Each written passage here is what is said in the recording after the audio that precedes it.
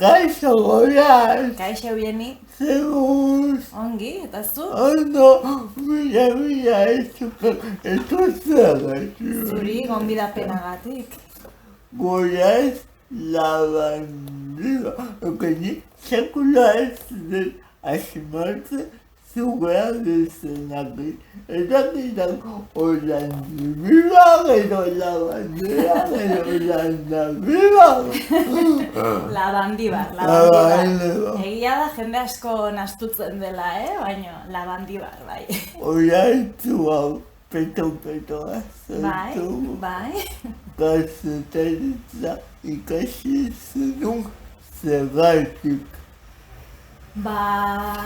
Ziurrenik kazetaritza ikasten dugun askok bezala, idaztia asko gustatzen zitzaidalako oso txikitatik, eta bi aukera nituen buruan, bat zen kazetaritza ikastea eta bestea euskal filologia da ikastea, eta azkenean erabaki nuen kazetaritzara hurbiltzea, eta egia esan lanbide oso polita.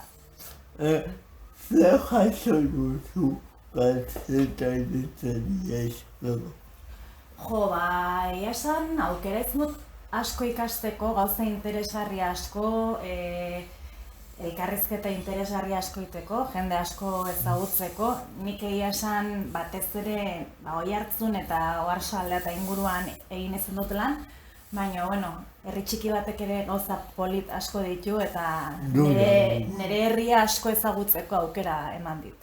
Oarsoaldea, komunikabideetan zaude edo egontzara gehien bat.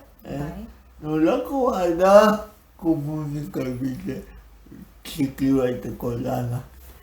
Niko Oarsoaldeko hitzan egin un lan, hori izan zen lehenengo esperientzia kazetari lanbide gisa. Eta, gure kasuan oso giro politazion gure artean, baina egia da, komunikabide txikiak, euskeraz eta funtzionatzen dutenak, nahiko baldintza kaskarrak izaten dituztela soldata aldetikan, eta batez ere, hor dauden kazetariek denetik egin behar ez dute. Idatzi argazkiak atera, elkarrizketak prestatu, gaur egun baita bideoak egin, dena, ematen du denetik jakin behar dula norbeak eta izan behar dula gauza guztitara iritsiko dena, eta noski denai buruz ezin dugu jakin.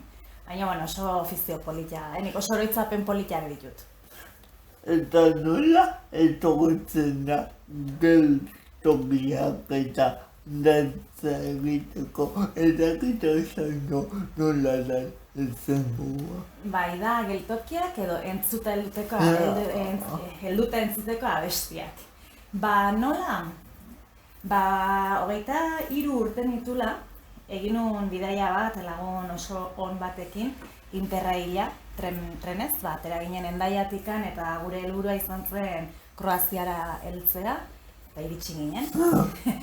Eta gero handikan bueltan, ez da segidan hasi nintzela idazten, baina bidaia oso polita izan zen, eta gaina momentuan eguneroko bat idatzi genuen bilen artean, eta jasota dugu, orduan historia asko edo gertatu zitzaizkigun gauza asko ere jasota gelditu ziren, eta handikan denbora batea, ikusi nuen aukera, hor batzola guk egin genuen bideoi errepikatuz, ipuiak asmatzeko eta aukera, eta bidali nuen igartza bekara, eta zorionez aukeratu egin zuten, eta aukera eman zeaten, hasieran bizpahiru ipuintzien liburu bihurtzeko.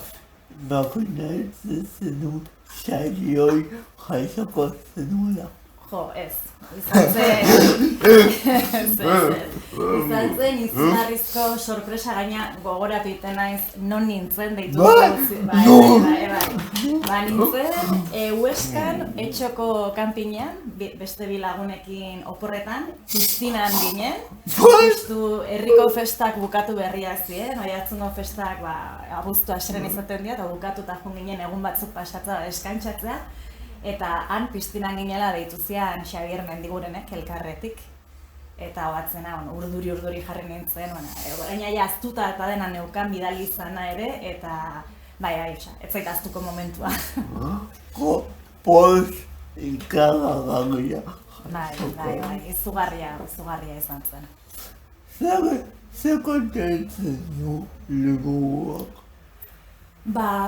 Liburuan daude buruzain naiz orain, uste dut 11 ipuin direla, eta bakoitza gertatzen da Europako hiri batean, hain justu ere dela nik eta lagun honek Eiartze dula izena, elkarrekin genuen ibilbidean pasatu ginen hiriak. Ez da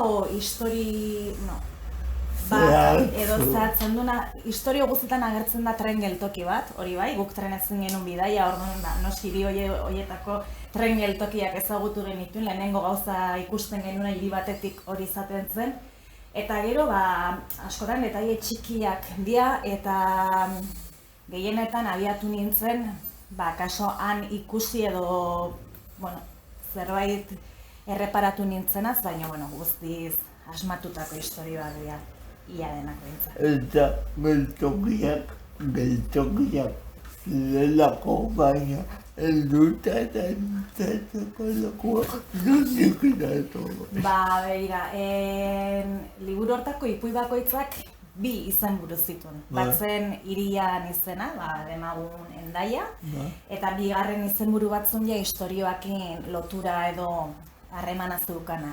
Eta horietako batek, Triesten gertatzen dena, Italia eta Esloveniako mugan dagoen hiri hortan, izenburua zeukan Trieste edo helduta entzuteko abestiak.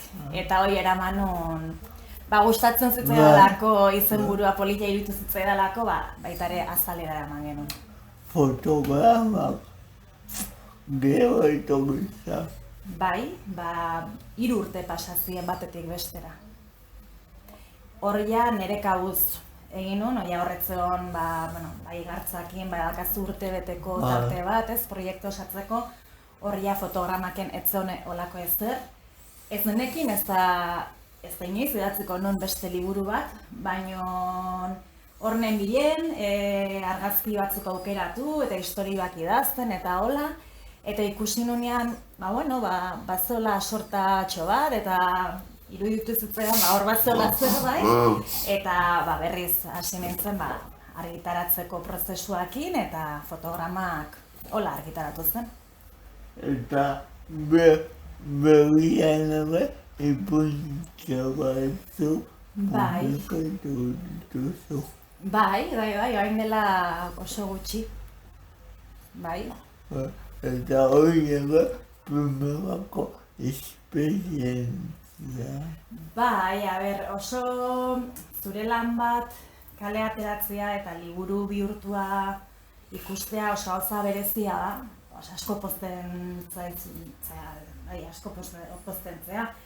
Era berean urduritasuna handia baita ere, azken finean mundu guztia dena bihurtuko da, ez da bakarrik zuria, eta sortzen dira kezkak edo beldurrak edo, baina berez idazten dezunean nahi duzu bestiek irakurtzea, hortarako idazten duzu edo hortarako nire kasuan behintzat gustatzen zait bestien gana heltzea. Eta ez zenun Poloniako zera edo nola da kontu hori? Kontu hori da, Donostin, 2016 izan zen kultur hiriburua Europakoa, eta urtero izaten dira 2 Europar hiriburu, eta Donostiarekin batera izan zen Poloniako hiri bat, Wrocław. 2016 zen urte berezi hori, baina lanketa lehenago hasi zen, eta 2014an bi hirien artean sortu zuten olako joan etorriak izeneko proiektu bat, eta hor aukeratzen zituzten hemengo Euskal Herriko 3 artistak egonaldiak egiteko Wrocławen eta alderantziz. Hango 3 artista Donostira etortzeko aukera ematen zitzaien. Eta hor ere bidali nun proiektutxo bat, zela fotogramaken nahiko antzekoa, baita ere argazki batzutatik abiatuta ipuiak asmatzea.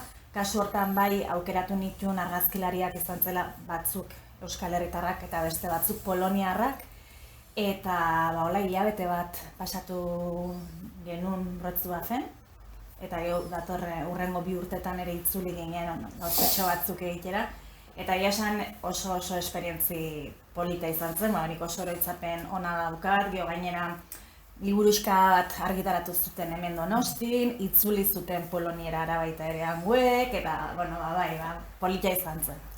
Eta amek, zer da amek? Amez da nire azken liburua, oantxe berriro ez dula ez da hilabete bat kalean daola. Eta bada, 21 ipuin uste dut diela, protagonista guztiak amak dituztenak, baino ama hoien atzean daun pertsona edo emakumean inguruko istorioak dira azken finean. Eta bisexuale antzekoa izango zen. Honek izan du desberdintasun bat, bai, ze aurreko bi liburuek, bai, fotogramak eta bai, hori zen denaren kasuan, ez nun liburu bat idatzen nahi, ez nun proiektu bat osatu nahi, nintzen kontziente behintzat. Orduan, idazten aritu nintzen eta konturatu nintzenean, sorta bat zeola edo koherentzi bat zeola ipuin horien artean, orduan bihurtu nun liburu edo bilduma edo orduan hasi nintzen zehatzen. Eta amezen kasuan, hasieratik argi izan nun, idatzi nahi nula ipuin liburu bat, protagonistak amak izango zituztenak. Orduan, bai, desberdina izan da. Askoz kontzienteagoa izan da liburu honen sorketa edo, bai.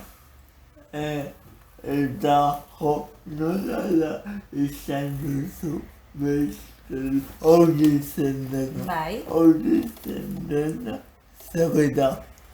Hori zen dena da, azken aurreko, nire 3. Liburu argitaratu zena, dula 3 urte argitaratu zen, eta hori zen dena, izen buruak esaten dugu. Hori zen dena, eta kitio! Bai, hoxe da, horre jarri nintzen batez ere harremanei begira, harremanak zentzuri zabalenean, izan daitezkela bikote harremana, baina baita ere seme-alaba, lagunak, eta askotan zenbat komplikatzen ditugun guk gauzak edo ze komplikatu ikusten ditugun, eta gero askotan ze erresak dien, edo behintzat ez hain komplikatuak. Eta horregatik hori zen dena, alegia ez behin besterako. Erakurle, zer da erakurle? Erakurleak izan zen proiektu bat, dagoeneko ez dena existitzen, baina Euskal Idatzien Elkarteak eta Jaurlaritzako liburutegi sailak elkarrekin elkarlanean martxan jarri zuten irakurketa talde bat, baino digitala. Ez zen presentzialki elkartzen eta orduan saiatu zen olako programa pilotu bat edo egiten, online bidez edo blog baten bidez eta irakurketa talde bat martxan jartzeko. Urte bete edo egontzen indarrian eta hor ni dinamizatzaile lanetan aritu nintzen, eta gero bertan bera gelditu zen eta holaxe. Kriston esperientzia hori ere. Berezia da, zenik irakurle taldetan parte hartu izan dut, bai irakurle bezala eta ez Oiartzunengo irakurle taldean nik idatzen dut baita eta oso desberdina da aurrez aurre edo online eta blog bidez eta egia da geroz eta denbora gutxiago dugula gauza batzutarako eta presentzialki askotan ordu bete hartzea bera ere zaila izaten da jende askorentzako eta horrek ematen zuen aukera beste modu batea komunikatzeko eta gaina sortzen zen irakurleen arteko harremana, batek besteare erantzun eta berezia izan zen. Zer dugu bat idazteko egunean ordu pila bat txatuko dituzu ez?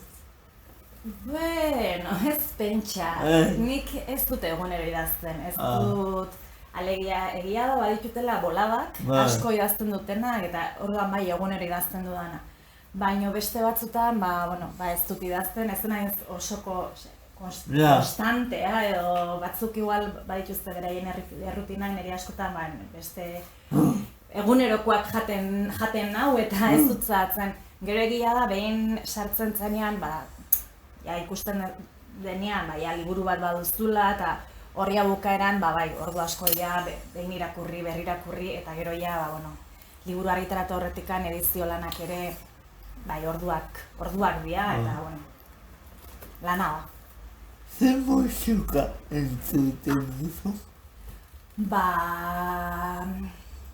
Denetik pixka bat. Egia esan, gustatzen zait gauza desberdinak entzutia, eta ez, sare sozialetan nire lagunek eta jartzen dituzten gauzak beti entzuten ditut, gauza berria deskubritzeko.